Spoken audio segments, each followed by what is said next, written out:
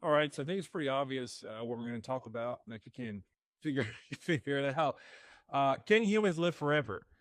I would think a question that's probably been asked since the first human took his first step.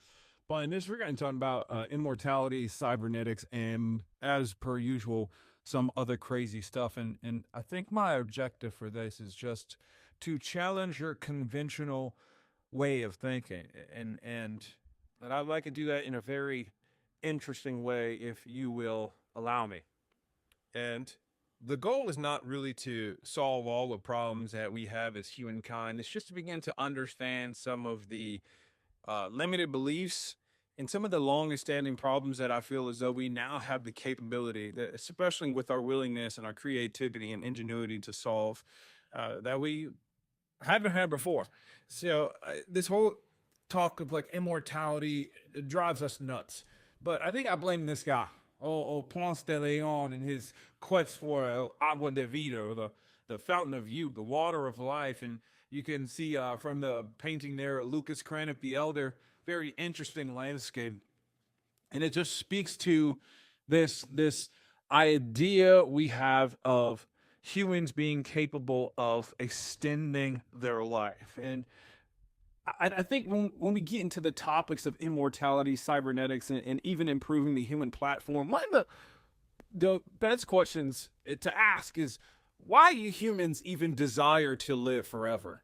And those of you that have been with us for quite some time or that have followed up my work know that I carry quite an obnoxious mental model of curiosity. I like to ask some questions that are just like, bro, why? Why? And I think this is one of them. And there's so many possibilities as far as answers go. But out of all the research, out of all the studies, and just breaking it down through, for lack of better words, the bullshit, I found one of the primary reasons, if not the primary reason, is fear. This four-letter word has more power than a nuclear arsenal, every military on earth, and possibly the greatest power source ever combined. But what does that really mean for the species, right? We fear primarily two things, as the research and as, of course, Lige will suggest, and that is the unknown, and that is the pain. And unfortunately, I look at it as that black and white. Everything else is really more of like icing or decorative sprinkles on top of a cake. And if you really think about it, it's very true. Like we've been back to what this guy's primary objective was.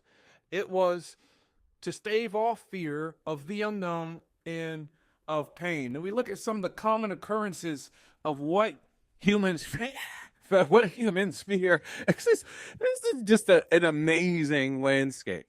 Uh, yeah, if you're in the 1500s or 1600s, you're like part of the Salem trials. You don't the bubonic plague type rats or whatever. Maybe you fear getting, I think, stabbed, cut, maybe a really bad haircut.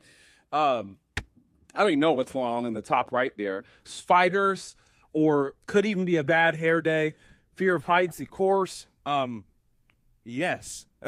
Fear of storms on a plane.